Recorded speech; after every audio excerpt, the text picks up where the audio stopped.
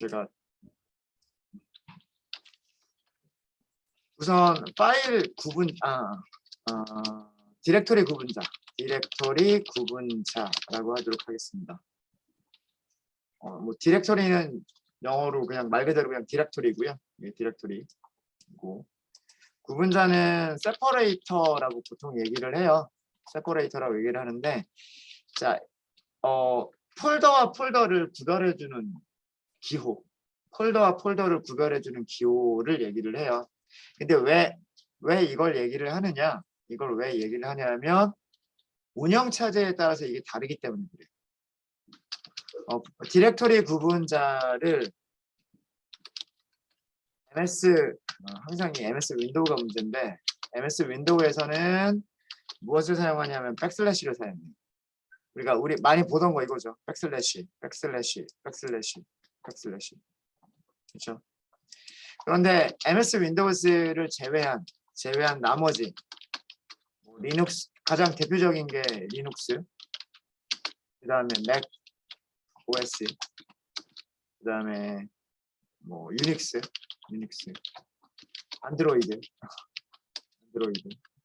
안드로이드도 OS예요, 그죠? iOS, 이거 전부 다 운영체제예요. 이런 모든 다른 운영체제에서는 슬래시를 사용해요. 슬래시. 그러니까 파일이 있을 때, 어떤 파일이 있을 때 그 파일이 어떤 디렉토리 밑에 있느냐라고 하는 걸 알려줘야 되거든요. 알려줘야 되는데, 그러면 그 이름을 이런 식으로 쭉 만들어야 돼요. 이런 식으로 쭉 만들어야 되는데, MS 윈도우에서는 중간중간 구별하기 위해서 백슬래시를 사용해요.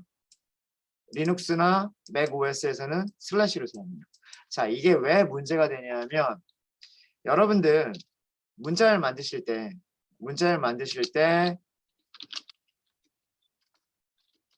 이렇게 하고 만들잖아요. 그죠? 자, 근데 이런 거 써보신 거 기억나세요? 이거 뭐였죠? 네, 줄바꿈. 이렇게 쓰면 뭐였죠? 탭. 네. 탭 크기만큼 건너뛰는 거예요. 4글자나 혹은 8글자 이렇게 탭 크기만큼 건너뛰는 탭이거든요. 이거는 줄바꿈이고 이거는 탭이고 이런 식으로 다 의미가 있어요. 자, 그러면 얘가 이거 문자열이 아니라고 해요. 자바는. 이 백슬래시 하나를 표현하려면, 그러니까 자바에서는 따옴표 기호 안에서 백슬래시가 사용이 되면 얘를 이스케이프 문자열이라고 얘기를 하는데, 문자열로 취급하지 않는 문자예요. 백슬래시 다음 한 글자까지가 특별한 용도로 사용이 되기 때문에. 얘는 뭔지 아세요? 얘는 공백 한 칸이에요. 얘는 공백 한 칸, 뭐 얘는 탭, 얘는 줄바꿈, 이런 식으로 특별한 용도로 얘가 약속이 되어 있어요. 그러면 백슬래시 하나를 쓰려면 백슬래시 2개를 붙이셔야 돼요. 그러니까 만약에 이런 문자열을 만들고 싶잖아요. 이런 문자열을 만들고 싶으면 이거 안 돼요. 이렇게 하나씩 쓰면 안 돼요. 하나씩 쓰면. 이렇게 하나씩 써버리면 자바는요, 여기서부터 여기까지가 어떤 특별한 의미를 가지고 있는 건 줄 알아요.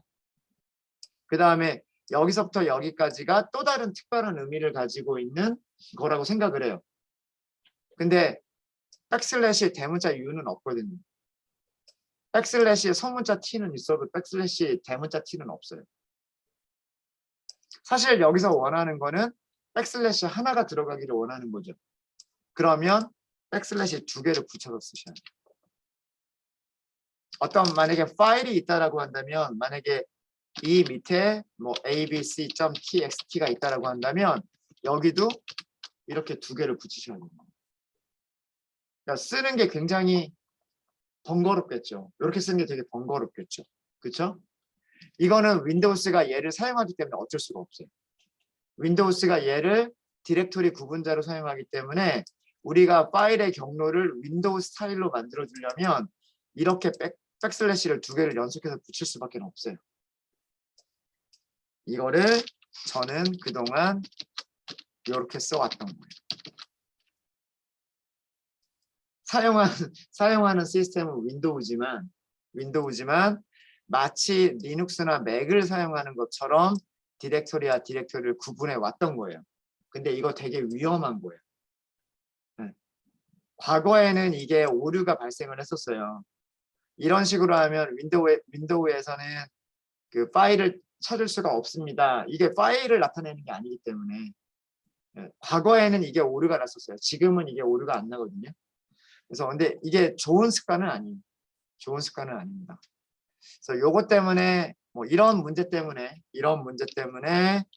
이 디렉토리 구분자가 무엇인지 알아두셔야 되고요. 이거는 이따가 그 파일 클래스에 속성이 있어요. 속성이 있어서 그거 알려드릴게요.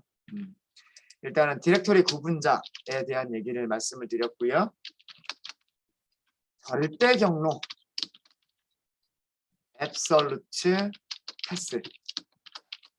자, 이 절대 경로라고 하는 거는 뭐냐면 절대 경로의 정의인데 시스템에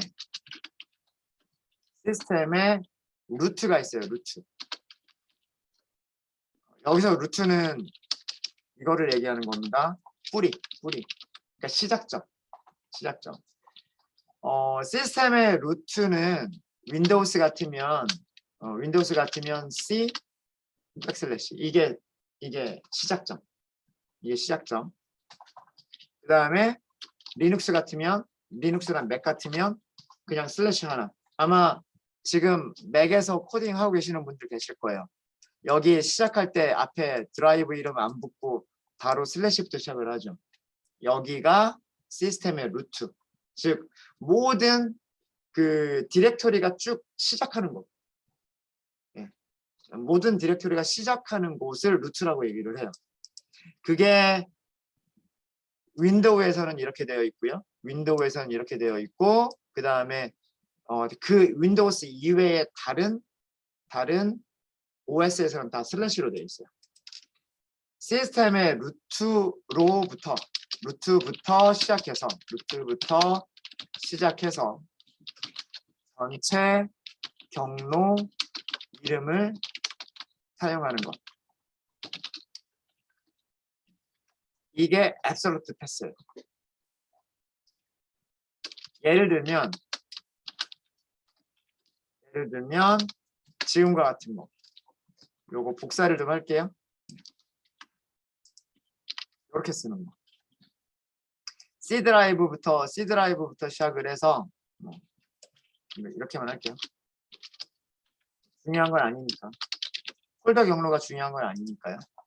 C 드라이브부터 시작을 해서 그 밑에 스터디 폴더가 있고 그 밑에 랩 자바라고 하는 폴더가 있고 그 밑에 랩 14번 파일이라고 하는 게 있다. 뭐 이런 거. 이게 절대 경로예요. 만약에 여기서 더 들어갈 수도 있겠죠. 이 밑에 뭐 데이터라고 하는 폴더가 있고 이 밑에 뭐 test.txt가 있다. 이거는 절대 경로. 이렇게 쓰는 거. 윈도우에서는 이게 절대 경로고요.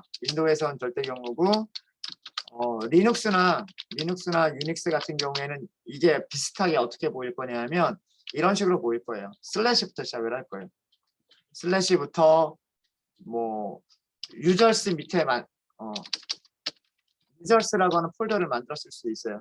그 다음에 여기에 뭐 자기 이름 뭐 길동이 하고서 이름을 만들었을 수 있고요. 그 다음에 여기에다가 뭐 워크스페이스 이런 식으로 만들었을 수 있고요. 여기에 뭐 프로젝트 1번 하고 만들었을 수 있을 거고 여기에 뭐 src 폴더 밑에 뭐 메인 점 뭐 이런 식으로 뭐 되어 있을 수 있을 거예요. 네. 그러니까 이 내용이 중요한 건 아니고요. 윈도우에서는 이렇게 시스템 루트부터 시작해서 그 파일이 있는 위치까지 리눅스나 맥에서도 마찬가지로 시스템의 루트부터 시작해서 그 밑에 있는 파일이 있는 위치까지를 찾아가는 이런 방법을 절대 경로라고 얘기를 해요. 이걸 절대 경로라고 얘기를 하고요. 절대 경로가 있다는 얘기는 다른 경로도 있다는 얘기겠죠. 상대 경로라고 하는 개념이 있어요. relative path라고 얘기를 합니다. 상대 경로는 현재 작업 디렉토리. 아까 제가 current working directory라고 말씀드렸었죠. 위쪽에 아마 그 약자 있을 거예요. current working directory부터 시작, 여기를 기준이라고 해요. current working directory를 기준으로 파일이 있는 위치를 찾아가는 방법. 파일 또는 폴더가 있는 위치를 찾아가는 방법. 이게 상대 경로예요. 이게 상대 경로.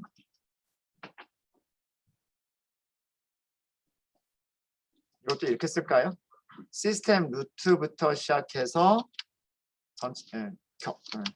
파일이나 폴더가 있는 위치를 찾아가는 방법. 어디에서부터 시작해서 찾아가는 방법. 어디를 기준으로 찾아가는 방법. 자, 그럼 이거는 뭐냐면 예를 들어 보면 자, 저희가 아까 워킹 디렉토리가 어디라고 그랬어요? 여기가 워킹 디렉토리였단 말이에요. 그죠?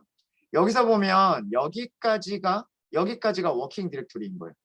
랩 14번까지가 워킹 디렉토리죠. 워킹 디렉토리. 그럼 그 밑에서 여기서부터 시작을 하는 거예요. 그 밑에는 뭐가 있냐면 데이터라고 하는 폴더가 있죠. 데이터라고 하는 폴더 밑에 test.txt가 있죠. 요렇게 찾아가는 방법. 앞에 있는 거 생략하고 뒤쪽에 있는 요렇게 사용하는 거예요. 이게 상대 디렉토리다라고 하는 거예요. 윈도우에서는 백슬래시로 구별을 해요. 윈도우에서는 백슬래시로 구별하고요. 이 앞에 절대로 이런 거 쓰면 안 됩니다. 앞에는 백슬래시나 혹은 슬래시 없어요. 윈도우스는 여기가 루트. 만약에 슬래시로 써버리면 그거는 절대 경로가 되는 거예요. 슬래시부터 시작한다. 그러면 그건 절대 경로가 되어버리는 거기 때문에 앞에는 절대 슬래시나 백슬래시를 쓰지 않습니다. 이게 상대 경로예요. 윈도우에서는 이렇게 상대 경로가 나올 거고요. 맥이나 리눅스 같은 경우에는 뭐 예를 들어서 프로젝트 1번까지가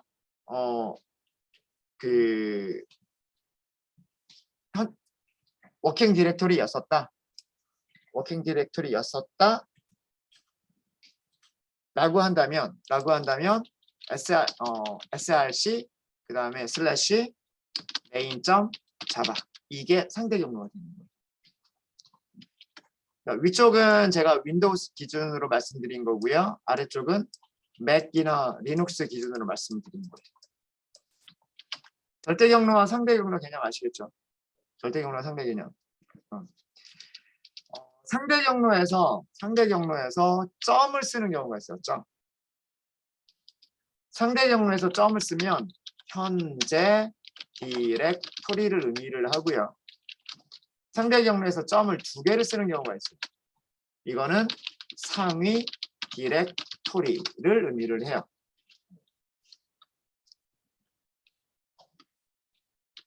디렉토리는 폴더랑 같은 개념이라고 말씀드렸죠.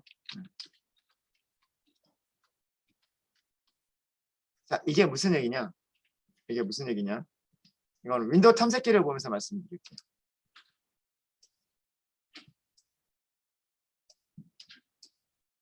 자, 14번 프로젝트 같은 경우에 요거 위에 하나를 더 이렇게 할게요.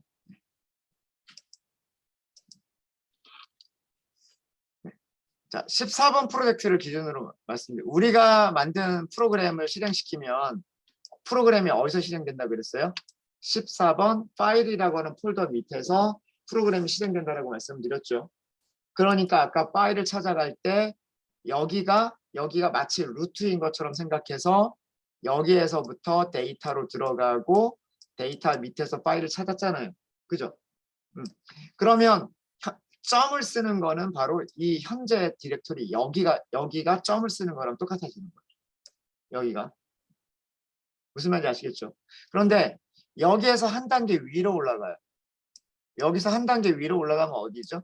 그거는 13번 컬렉션이라고 하는 폴더죠. 그쵸? 맞죠? 그 밑에 어떤 파일이 있다라고 한다면 어떻게 찾아가면 될까요? 라고 하는 거예요. 상위 디렉토리 개념을 사용하시면 돼요. 현재 폴더에서 한 단계 위로 올라가서 이거예요. 현재 폴더에서 즉 현재 워킹 디렉토리에서 한 단계 올라가서 거기에는 뭐 랩 13번이었나요? 뭐 중요한 건 이름 자체가 중요한 건 아니고요. 이런 폴더가 있다. 이렇게 찾아가는 방법. 이렇게 점 2개를 쓰면 상위 디렉토리가 됩니다. 상위 디렉토리. 그럼 위쪽에 있는 이것도 있잖아요. 이거랑 똑같은 거 어떻게 쓸 수 있냐면 이렇게 쓸 수도 있어요.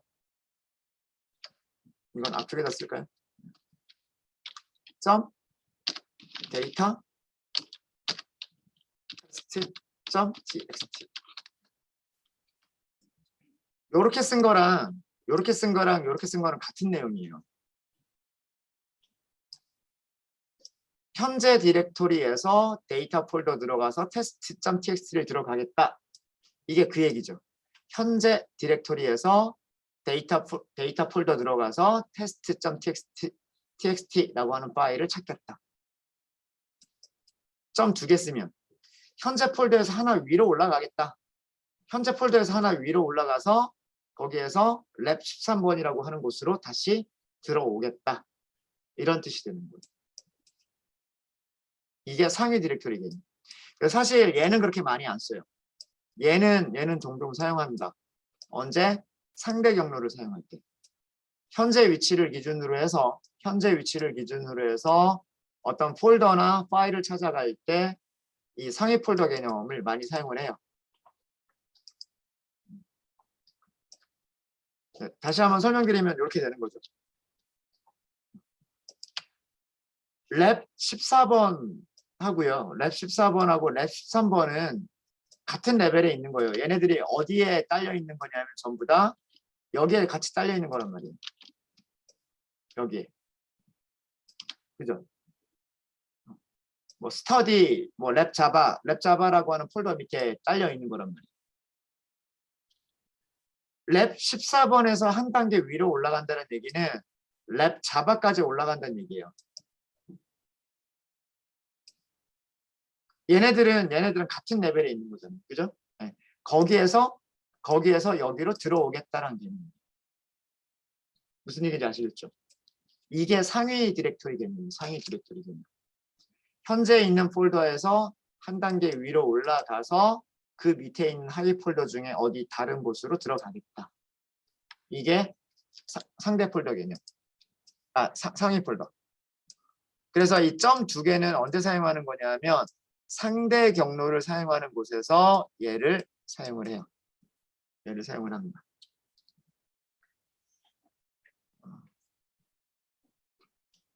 그래서 그 파일을 다루실 때 이 절대 경로하고 상대 경로의 개념 잘 아셔야 돼요. 그래서 보통은 상대 경로를 사용하는 거를 권장을 합니다. 왜 그러냐면 여러분들 프로그램을 설치하는 거를 생각을 해보시면요. 그 프로그램이 설치가 된 디렉토리에 어떤 환경 설정 정보들이 같이 파일들이 만들어지는 경우들이 많이 있어요. 여러분들 프로그램 설치하고 여기는 한 번도 보신 적 없으시죠? 윈도우스 같으면 C 폴더 밑에 프로그램 파일즈라고 하는 폴더가 있어요. 폴더가 있어서 여러분들이 설치하는 대부분의 프로그램들은 여기에 설치가 될 거예요. 근데 여기에 설치가 안 되는 다른 것도 있겠지만 대부분은 다 여기다 설치를 해요. 뭐 예를 들어서 뭐 7zip 같으면 여기에 설치가 돼 있단 말이에요. 근데 7zip이라고 하는 프로그램의 실행 파일은 실행 파일은 이거 하나 이거란 말이에요. 근데 얘가 사용하는 여러 가지 파일들이 있어요.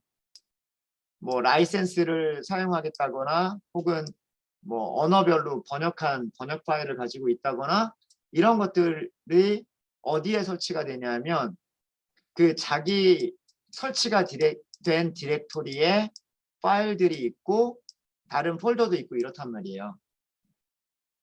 그런데 누군가가 이거를 설치할 때 설치 디렉토리 바꿔버릴 수 있잖아요.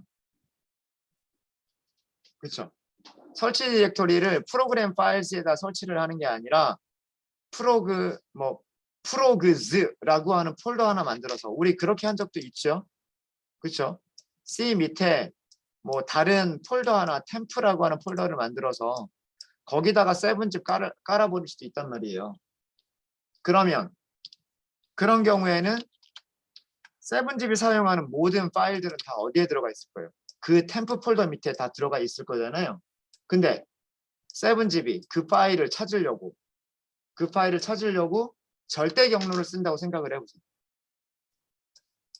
뭐 예를 들어서 license.txt라고 하는 파일이 있는데 프로그램이 시작이 될 때 라이센스를 체크해야 돼요. 프로그램이 시작될 때 라이센스를 체크해야 되기 때문에 뭐 C 드라이브 밑에 있는 프로그램 파일즈 밑에 있는 뭐 7zip 폴더 밑에 있는 license.txt를 찾아라. 프로그램에서 이렇게 코딩을 했다라고 생각을 해볼게요. 그런데 프로그램을 설치하는 사람은 여기다 설치한 게 아니라 템프 폴더 밑에 설치를 했다고 생각을 해볼게요. 그러면 이 파일 찾을 수 있겠어요? 없겠어요? 못 찾죠.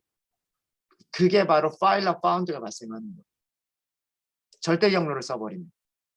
그런데 만약에 상대 경로를 쓰면 내가 이거를 템프에다가 설치를 했든 뭐 아니면은 뭐 이런 데다 설치를 했든 어디를 설치했든 간에 프로그램이 시작된 그 시작 폴더가 있을 거잖아요. 그렇죠? 프로그램이 시작된 폴더가 있을 거고 그 폴더를 기준으로 해서 현재 폴더부터 찾아가겠다. 이렇게 해버리면 설치가 된 디렉토리에서부터 찾아갈 수가 있겠죠. 그렇죠? 그래서 대부분의 프로그램들은 상대 경로를 많이 사용을 한다. 그러니까 사용자가 프로그램을 설치할 때 어느 폴더에 설치를 할지 모르기 때문에 물론 기본값만 사용하면 항상 거기에 설치가 된다 라고 하는 건 알 수 있어요. 근데 바꿔버릴 수도 있거든요. 설치 디렉토리를 바꿔버릴 수도 있기 때문에 그런 경우에는 그 프로그램이 실행될 때 필요한 여러 가지 파일들을 못 찾을 수도 있어요. 못 찾을 수도 있어요. 그래서 절대 경로를 사용하는 것보다는 상대 경로를 사용하는 것을 더 권장을 한다. 근데 뭐 안 된다는 건 아니에요. 절대 경로를 써서 안 된다는 건 아니고 나중에 이 절대 경로 개념과 상대 경로 개념은요 계속해서 나올 거예요. 웹 서비스를 만들 때도 이게 나와요. 웹 서비스는 이런 파일하고 아무런 상관이 없는 것 같죠. 절대 안 그래요. 웹 서비스의 그 화면들이 전부 다 어떤 디렉토리 구조를 가지고서 차근차근 정리가 되어 있어요. 그때에도 절대 경로와 상대 경로라고 하는 개념이 나옵니다. 그래서 이 개념은 반드시 알아두셔야 돼요. 절대 경로는 루트에서부터 시작해서 그 파일이 있는 위치까지를 찾아가는 것이다. 그리고 상대 경로는 현재 위치를 기준으로 해서 파일이 있는 위치까지를 찾아가는 것이다. 만약에 상대 경로에서 점 2개를 쓰면 일단 현재 위치에서 하나를 올라간 다음에 그 다음에 다시 밑으로 내려오는 거다. 이런 개념이다라고 합니다. 어렵지 않죠? 폴더가 있어요. 폴더 밑에 하위 폴더가 이렇게 있어요. 여기가 A, B, C예요. 그럼 A에서 상위 폴더도 여기고요. B에서의 상위 폴더도 여기고요. C에서의 상위 폴더도 여기란 말이에요. 그러니까 A에서 B로 바로 건너뛸 수는 없는 거예요. A에서 B로 가려면 일단 한번 올라간 다음에 거기서 내려와야 되는 거예요. 그게 요 방식인 거예요. 상위 폴더, 상위 디렉토리 아시겠죠? 뭔지? 네, 그래서 개념 정리를 했고요. 개념 정리를 했고, 자, 그러면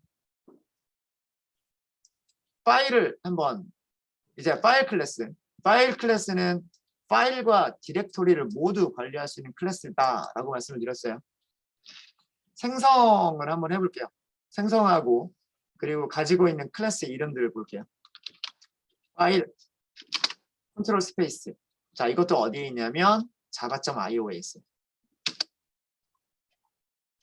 java.io에 파일이라고 하는 클래스가 있는 겁니다. 클래스가 있는 거고요. 파일 1번이라고 할게요. F1 생성자 호출하시면 돼요. 파일 하고서 생성자를 호출하시면 돼요. 자, 생성자를 호출하실 때 보니까 무엇을 넣으라고 되어 있어요? 스트링을 넣으라고 되어 있어요. 스트링. 그죠? 패스 네임 넣으라고 되어 있어요. 패스 네임. 그러니까 경로 이름을 주세요라고 하는 얘기겠죠. 그렇죠? 경로 이름을 주세요라고 하는 걸 거예요. 자, 그럼 이렇게 해서 문자를 만들어 주시면 돼요. 자, 아까 요거 한번 보죠. 데이터. 자, 여기서는 윈도우스 방식 사용할게요. 윈도우스 방식은 정확하게 이렇게 해주셔야 돼요. 근데 이렇게 하지 말고 이렇게 하시는 게 제일 안전한 방법이에요. 파일 점 separator라고 하는 게 있어요. 그 다음에 test.txt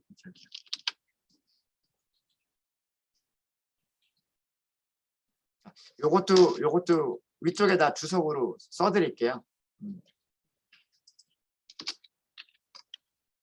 파일 클래스에 separator 필드를 사용하면 그 자바 프로그램이 실행될 때 자바 프로그램이 실행되는 환경에 맞춰서 백슬래시 또는 슬래시가 자동으로 선택됩니다.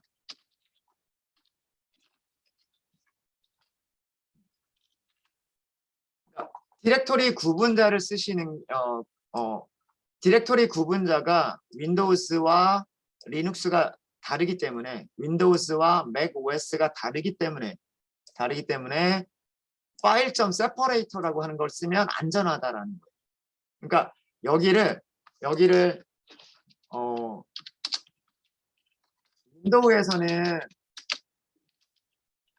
윈도우스에서는 이렇게 만드는 게 맞아요. 이렇게 test.txt라고 만들어야 되는 것이고 윈도우에서는 그 다음에 맥 OS에서는 여기를 data/test.txt 이렇게 써야 된단 말이에요. 원래는 이게 맞아요. 내 프로그램이 어디에서 실행될 것이냐에 따라서 경로를 백슬래시를 쓰거나 슬래시를 써야 된단 말이에요. 근데 이게 자동으로 결정됐으면 좋겠는 거예요. 자동으로.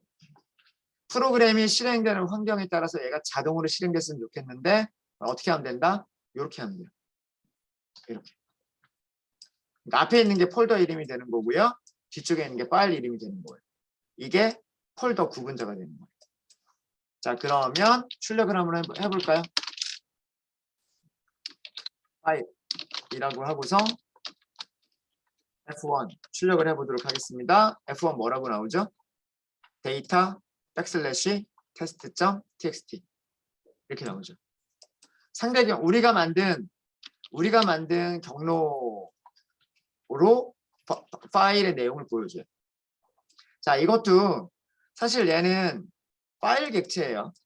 파일 객체이기 때문에 원래는 출력하겠다라고 한다면 여기에 뭐가 와야 되냐면 패키지 이름, 그 다음에 파일 클래스 이름, 골뱅이 주소.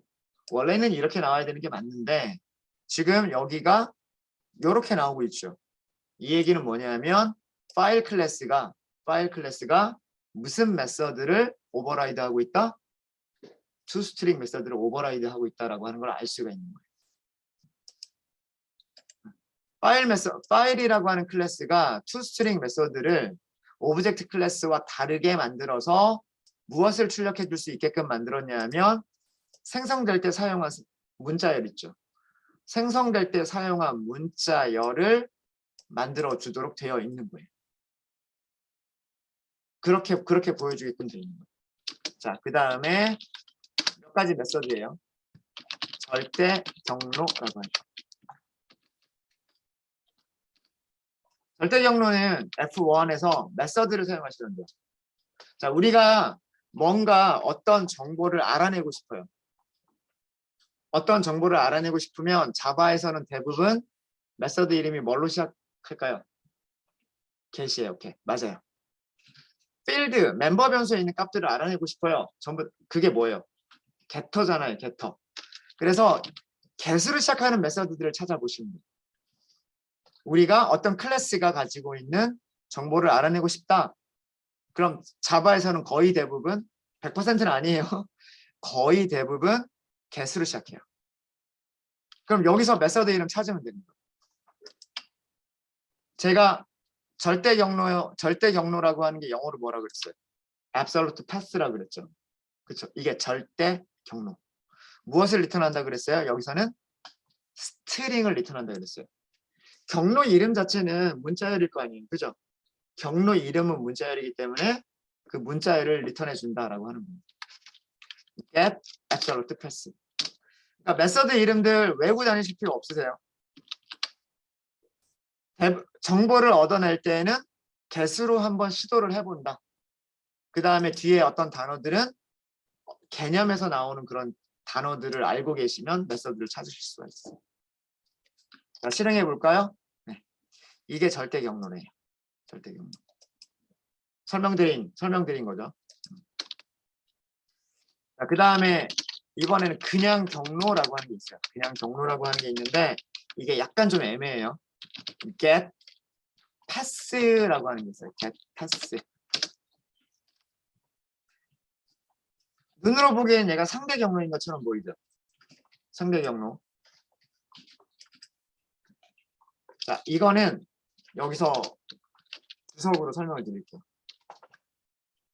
파일 객체를 생성할 때 상대 경로를 사용해서 생성했기 때문에 생성한 경우에는 get pass 메서드는 상대 경로를 리턴합니다. 이게 되게 중요해요. 파일 객체를 생성할 때 상대 경로를 이용한 거예요. 우리가 만들 때 어떻게 만들었어요? 상대 경로로 만든 거죠, 이거. 그죠?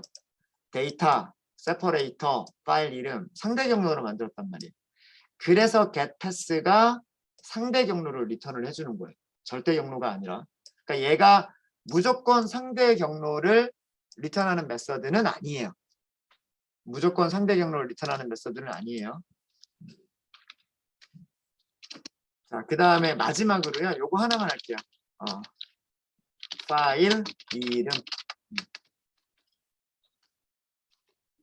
f1.get 이름이니까 name 아닐까요? name. 딱 뒤에 있는 파일 이름만 딱 보여주죠. 이름만 보여줍니다. 이름. 그래서 파일이라고 하는 클래스에서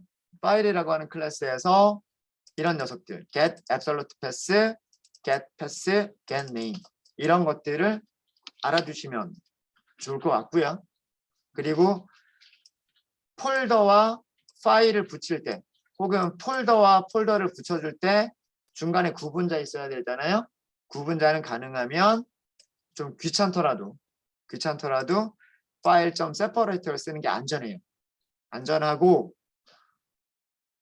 만약에 이게 아니라면 맥이나 리눅스 방식을 쓰는 게 더 좋아요. 얘는 어디에서만 쓰니까 얘는 윈도우스에서만 쓰는 거기 때문에 맥이나 리눅스로 가면 얘는 실행이 안 돼요. 얘는 실행이 안 돼요. 근데 이 방식은 이제는 자바가 좋아져서 과거에는 맥이나 리눅스에서만 됐었는데 이 방식은 맥, 리눅스, 그 다음에 윈도우스에서도 가능한 방식이 됐어요. 이제는. 근데 정확하게는 이렇게 해야 되지만. 네. 그래서 간단하게 쓰려면 이렇게 쓰시고 간단하게 쓰려면 이렇게 쓰시고 정확하게 쓰시려면 이렇게 쓰시는 게 맞아요. 이렇게 쓰시는 게. 자, 그럼 get 여기 절대 경로하고요. 경로 요거 두 가지만 제가 만들어 차이를 보여드릴게요. 이번에는 똑같은 파일인데 파일을 어떻게 생성을 할 거냐면 파일을 절대 경로로 생성을 해볼게요. 절대 경로로 하기 위해서 C부터 시작하겠죠. C 여기에다가 파일 점 세퍼레이터를 붙이겠죠. 자, 그 다음에 스터디라는 폴더가 있겠죠.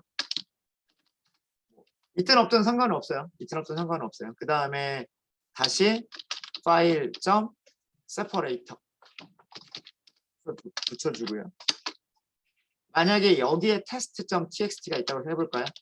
이런 파일은 없지만. 자, 이거는 생성할 때 상대 경로로 생성을 한 거고요.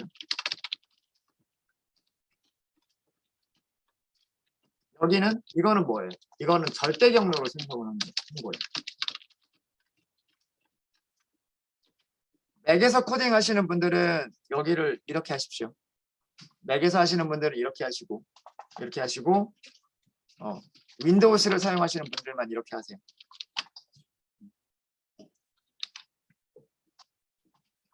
그러니까 이거는 진짜 어쩔 수 없어요. 진짜 이렇게 썼다는 얘기는 이거는 맥이나 리눅스에서는 사용 안 하겠다는 얘기예요. 그러니까 윈도우스만 고려하겠다. 루트 자체가 달라지는 거는 요거는 방법이 없어요. 이건 방법이 없습니다. 자, 이 상태에서 세 가지 출력을 할 거예요. 일단은 파일 출력하고요. 그 다음에 절대 경로. 이름이야 확인 안 해도 아실 거예요. get absolute pass. 그다음 마지막으로 패스 경로 f2. get pass.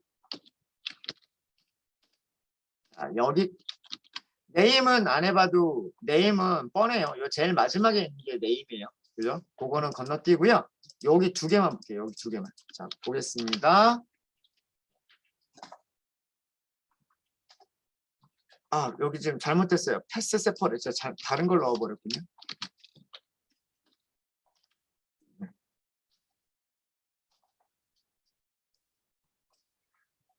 자, 달라지는 거 보이시죠? 아까 첫 번째 파일은 상대 경로로 보여주고 있는데 두 번째 파일은 절대 경로로 보여주고 있죠. 그러니까 여기 프린트 자체가 상대 경로로 생성한 경우에는 여기 보여주는 것도 파일도 상대 경로로 보여주고요. 생성한 것 자체를 절대 경로로 만들어 버리면 파일을 보여주는 것도 절대 경로로 보여줘요. get absolute pass야 원래 절대 경로를 보여주는 거니까 상관이 없지만 상대 경로 get pass 보세요. get pass가 절대 경로랑 똑같아요. 똑같죠? 이게 뭐 때문이냐면 파일을 생성할 때, 그러니까 메서드 자체가 그렇게 되어 있는 거예요. 파일 객체를 생성할 때 절대 경로를 사용해서 생성한 경우에는 패스가 무엇을 리턴해 준다? 패스 메서드는 절대 경로를 리턴합니다.